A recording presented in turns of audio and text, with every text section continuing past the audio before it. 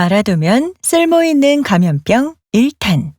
오늘은 일상 속에서 예방할 수 있는 수인성 식품매개 감염병 5가지를 소개해 드릴게요.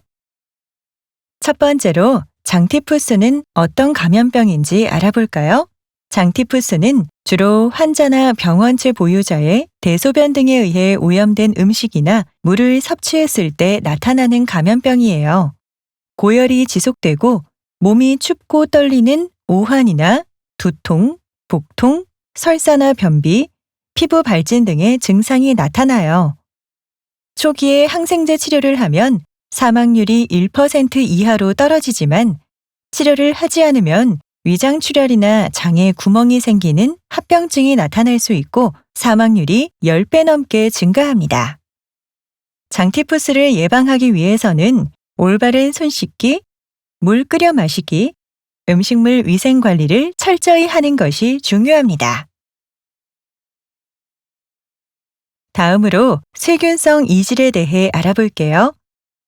세균성 이질은 이질균에 오염된 식수나 음식을 섭취했을 때 발생하는 병으로 환자나 병원체 보유자와 직간접적인 접촉에 의해 감염이 될 수도 있어요. 세균성 이질에 걸리면 고열과 혈변이나 점액병 같은 설사 증상이 나타나요. 경련성 복통, 구역질, 구토, 잔병감 증상을 겪을 수도 있어요. 세균성 이질에 걸리면 항생제로 치료하는데 함부로 지사제는 사용하면 안 됩니다. 수분과 전해질을 충분히 공급해 주세요. 세균성 이질에 걸리지 않으려면 물은 반드시 끓여 마시고 날 음식은 완전히 익혀 먹고 손을 깨끗이 씻는 습관이 중요합니다. 세 번째로 비브리오 폐혈증에 대해 알아볼까요? 비브리오 폐혈증은 해산물을 날로 먹거나 덜 익혀 먹었을 때 피부 상처가 오염된 바닷물에 닿았을 때 감염되는 질환이에요. 발열, 오한과 같은 전신 증상과 설사, 복통, 구토 증상이 나타나기도 하고 36시간 이내에 피부 병변이 주로 다리에 나타납니다. 비브리오 폐혈증에 걸리면 사망률이 50% 정도로 매우 높아서 조기 진단과 신속한 치료가 중요합니다. 비브리오 폐혈증을 예방하려면 어패류를 충분히 익혀 먹어야 하고 피부에 상처가 있으면 바닷물에 들어가면 안 돼요. 오염된 바닷물에 닿았다면 깨끗한 물과 비누로 씻으세요. 치료는 항생제를 사용하고 괴사 조직을 제거하는 치료를 합니다.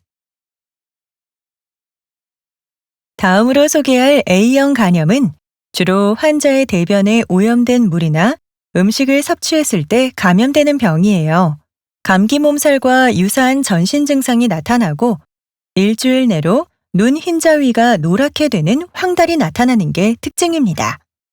A형 간염을 예방하기 위해서는 손을 깨끗이 씻고 물은 끓여 마시고 조개류 등 음식을 충분히 익혀 먹어야 합니다.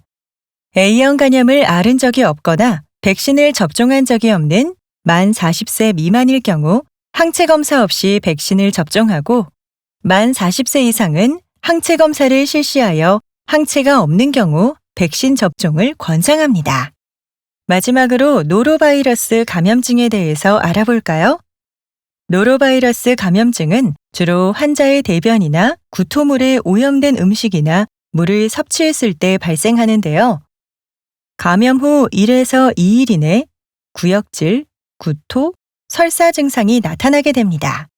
소아의 경우 구토가 흔하고 성인은 설사가 흔하게 나타나는데 피가 섞이거나 점액성 설사는 아니에요.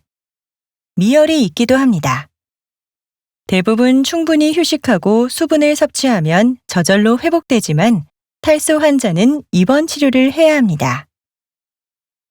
노로바이러스 감염증은 전염력이 강하기 때문에 흐르는 물에 비누로 손을 깨끗하게 씻고 환경 소독을 철저히 해야 합니다. 물은 끓여 마시고 조리기구는 소독하는 습관이 중요합니다.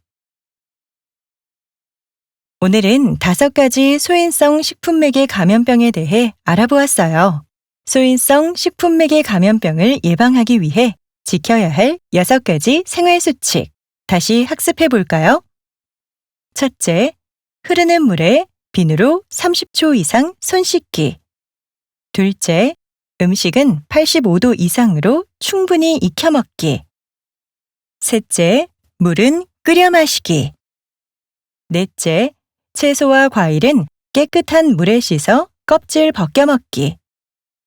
다섯째, 설사 증상이 있다면 직접 조리하지 않기.